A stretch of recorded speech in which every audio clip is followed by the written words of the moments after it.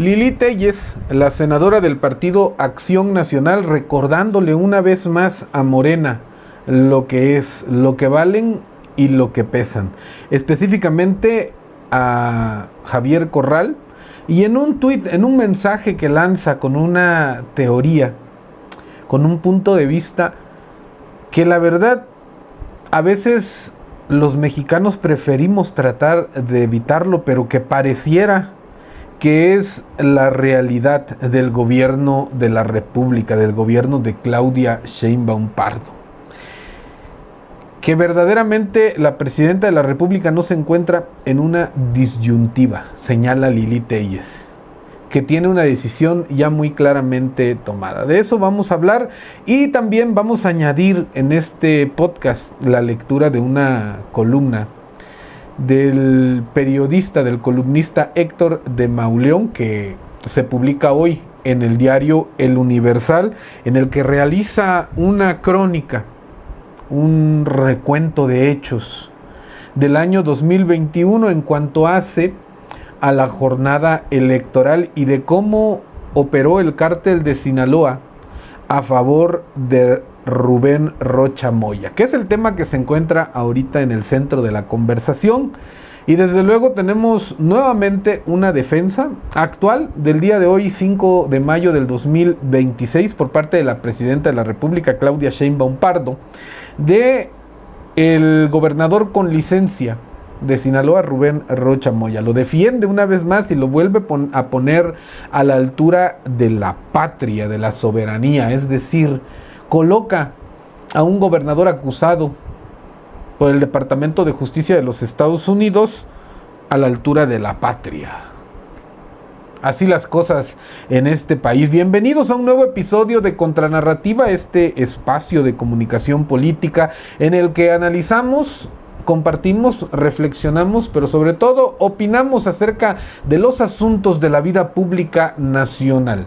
Como ya les adelanté, vamos a retomar un pequeño video que tal vez no es de esta ocasión, pero que sirve como preludio de toda esta circunstancia que se desató días después. Y es que no sé si se acuerdan que cuando estuvo el tema de Maru Campos, que por cierto ya lo retomó la Fiscalía General de la República y dice que van a mandar a comparecer, van a mandar a testificar, van a mandar a traer, van a requerir a 50 personas, 50 servidores públicos que participaron en el operativo donde fallecieran 2 agentes de la CIA y 2 integrantes de la Agencia Estatal de Investigaciones de Chihuahua. Pero en el contexto de este tema de la destrucción del narcolaboratorio en Chihuahua, Lili Téllez y Javier Corral se dieron un agarrón, hubo un intercambio de acusaciones, de declaraciones, que desde mi punto de vista terminó imponiéndose Lili Téllez. Y aquí tengo un pequeño recorte que pasó unos 2 o 3 días antes de que el Departamento de Justicia de Estados Unidos filtrara la información, más bien hiciera pública la información de la acusación en contra de Rocha Moya y 9 servidores públicos más. Servidores y exservidores públicos. ¿Les parece si les pongo esta introducción para seguir abriendo la conversación? Este pequeño mensaje que le da Lili Téllez al senador Javier Corral, exgobernador de Chihuahua, y que tenía desde luego razones muy particulares, muy poderosas para lanzarse contra Maru Campos en aquel momento, ¿no? Es nada más por encima, es breve, pero sí sirve como un referente esta circunstancia, este comentario que le hace Lili Téllez. Senador Corral, se ve usted muy bien sentado ahí con la escoria, con los narcopolíticos, ahí, porque fíjese, yo cuando vi lo que eran me fui, pero usted, sabiendo que son narcopolíticos, se fue con ellos. Senador Corral. Cortito, ¿no? Es un pequeño recorte, pero descriptivo, ¿no? Porque dice Lili Telles, cuando me di cuenta de lo que eran me retiré, y usted aún sabiendo, porque Javier Corral pertenecía al PAN, aún sabiendo cómo eran y cómo se estaban conduciendo, a Javier Corral le importó poco y se fue a meter a Morena. Pero bueno, esa es como la introducción al mensaje que lanzó Lili Telles ya en últimas fechas. Fue el día de ayer, si no me equivoco, sí, 4 de mayo. El día 4 de mayo que tuiteó esto, que la verdad a veces quisiéramos no creerlo, pero pareciera que no hay de otra, y que esta es la realidad de nuestro país. Dice: Sheinbaum no está en un dilema. Ya ven que se está manejando, una de las versiones es que la presidenta Sheinbaum está entre la espada y la pared. O defiende a México o defiende a López Obrador. Porque las dos cosas no se puede. Es decir, si insiste en seguir fungiendo como tapadera de Rubén Rocha Moya, lo que va a ocasionar, y lo he dicho en reiteradas ocasiones, aclarando que no es que sea mi deseo, sino que es lo que parece que va a pasar. Si siguen cubriendo a Rocha Moya, lo que va a ocasionar es que el gobierno de los Estados Unidos realice una incursión unilateral en territorio mexicano, venga y extraiga a Rocha Moya, como lo hizo con Nicolás Maduro. Entonces, esa es una de las versiones que existe, que la presidenta de la República se encuentra en un dilema y que no sabe qué hacer, si salvar su presidencia o salvar a López Obrador. Pero Lili Telles tiene un punto de vista muy particular, y que es una idea que va creciendo cada vez más, ¿no? Sheinbaum no está en un dilema ni está entre la espada y la pared. Ella muestra con claridad de qué lado está, con AMLO y sus narcopolíticos. Ellos no representan a los mexicanos. Su gobierno no es legítimo porque fue financiado por el crimen organizado, dice Lili Telles. Y esto se viene a concatenar con el video, con la columna que les voy a leer más adelante, y sí con un video de la presidenta hoy en un evento de conmemoración de la batalla de Puebla, 5 de mayo, y de cómo la presidenta Sheinbaum vuelve nuevamente a salir en defensa del soldado Ryan, ¿no? En defensa del soldado Moya, mejor dicho, y cómo convierte un tema criminal, un tema de narcotráfico que ha sido señalado, como lo van a escuchar en esta columna que les voy a leer, del señor Héctor de Mauleón, imperdible, la publican en el Universal el día de hoy, 5 de mayo, y que me pareció sumamente interesante para compartir aquí en el canal. Pero bueno, vamos a ver, pues nada más para tener un poquito más de contexto, la postura de la presidenta, que no varía mucho a lo que ha venido diciendo en los últimos días, que es: Rocha es igual a soberanía nacional. Rubén Rocha Moya es igual a defender a la patria. Grave, ¿no? Pero también a cualquier gobierno extranjero somos claros y contundentes. La historia nos dice que el pueblo de México no se equivoca cuando se trata de defender la soberanía nacional. Las y los mexicanos aprendimos bien la lección que nos dieron los liberales, los chinacos, los juaristas, los acapuastlas, que resistieron la invasión en 1862. Ninguna potencia extranjera nos va a decir a los mexicanos cómo nos gobernamos. Somos libres, como los indígenas que partieron a las montañas durante la conquista para conservar su derecho a organizarse como ellos decidieran. Somos un pueblo que ama su libertad, su independencia, su soberanía, y estamos dispuestos siempre a defenderla. La libertad y la independencia son justicia y soberanía. Mexicanas y mexicanos, vivimos tiempos extraordinarios. No olvidemos nunca que el camino siempre está marcado por la honestidad, por el amor al pueblo y por el amor a la patria, a la independencia, a la libertad y a la soberanía.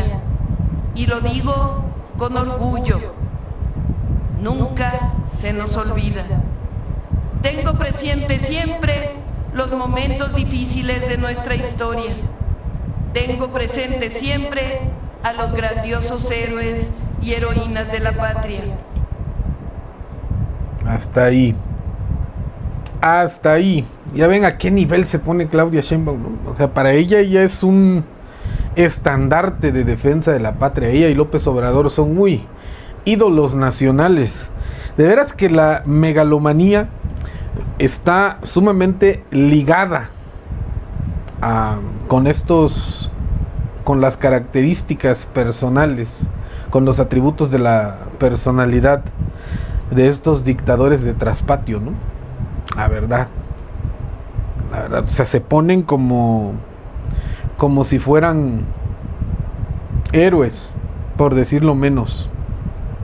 Les gusta jugarle al mártir, cuando lo único que tienen que hacer es entregar a un criminal que abrió un boquete en la frontera de los Estados Unidos y que permitió el ingreso, porque le entregó el poder, le entregó el gobierno al cártel de Sinaloa, que permitió el ingreso de cantidades industriales de estupefacientes y de fentanilo, que es lo que más encabronados tiene a los estadounidenses, al gobierno de los Estados Unidos, y que por eso también, dicho sea de paso, están utilizando a Morena y toda esta circunstancia como un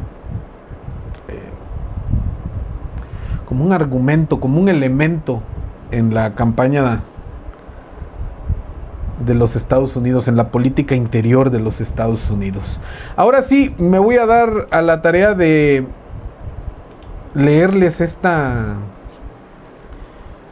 reportaje. No más que reportaje, esta opinión, esta crónica que realiza Héctor de Mauleón en el Universal, hoy martes 5 de mayo del 2026, y la titula En Primera Persona. Tenga mucha atención porque está reveladora, inquietante y está muy buena. Esa noche, 7 de junio de 2021, Mario Zamora, candidato opositor a la gubernatura de Sinaloa, reconoció que el conteo rápido no le favorecía y soltó una frase que debió desatar un escándalo. Ya se acabó la elección, ya se obtuvo el resultado que al parecer estaban buscando. Regrésenlos, por favor. Son hombres y mujeres de bien que solo estaban tratando de hacer su trabajo. Se refería a los más de 200 operadores electorales que aquel fin de semana, en las horas previas a la elección, el cartel de Sinaloa había secuestrado. No hay persona en Culiacán que no tenga una anécdota sobre aquella jornada. Los operadores fueron sacados de sus casas o levantados en la calle. Se los llevaron hombres encapuchados con armas largas, les cubrieron el rostro con cinta canela. A muchos de ellos los tablearon. Les preguntaron quiénes eran sus jefes, quiénes y dónde vivían los que formaban la estructura electoral, dónde estaba el dinero con el que iban a operar. Abren comillas, dime nombres o no la cuentas. Debió ser un escándalo, pero no hubo institución que se interesara en el caso. No hubo un solo abogado que quisiera interponer la denuncia. Cuando se reunió con los candidatos que querían impugnar la elección, el gobernador, el saliente, Quirino Ordaz, les recomendó dar la vuelta a la página. Un mes después, López Obrador, que había declarado que el día de la elección el crimen organizado se había portado muy bien, ¿se acuerdan de esa declaración? Paréntesis, hijo de... Pero bueno, nombró a Quirino embajador en España. Poco más de un mes después, Santiago Nieto, titular de la UIF, declaró que no había encontrado nada irregular en el financiamiento de la campaña del gran triunfador de aquella noche, Rubén Rocha Moya. El gobierno de Estados Unidos ha revelado que como pago de favores y a cambio de sobornos, Rocha Moya entregó las principales posiciones de su gobierno al cartel de Sinaloa. El grupo criminal tuvo el control completo del estado. La ventanilla de trámites era el secretario general de gobierno y hoy senador por Morena, Enrique Insunza. Era el encargado de acordar y acudir a la mayor parte de las reuniones con los niños malos. Era además un enemigo a muerte del exrector de la Universidad Autónoma de Sinaloa, Héctor Melesio Cuen, asesinado en una reunión en la que el Mayo Zambada afirma que iba a reunirse con el gobernador de Sinaloa y en la que el capo fue sometido y entregado al gobierno de Estados Unidos. Aquel día, el cártel de Sinaloa se partió o terminó de partirse, y el pacto que Rocha Moya había hecho cuando el grupo criminal era uno solo, reventó también. Los mayos se habían convertido en enemigos de Rocha Moya desde que su líder histórico envió la carta en la que contó la manera en que fue traicionado, cuando a Rocha Moya le fue imposible sostener los acuerdos y, según declaró él mismo, ya no estaba enterado de nada. También los chapitos terminaron rompiendo con él.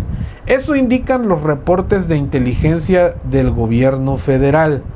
Con todo, los gobiernos de López Obrador y Sheinbaum lo sostuvieron. Pero nada bastó y tuvo que venir un terremoto, la información hecha pública por el Departamento de Justicia de Estados Unidos, para que el gobernador, involucrado hasta el cuello con el cártel de Sinaloa, fuera finalmente apartado. Demasiado tarde.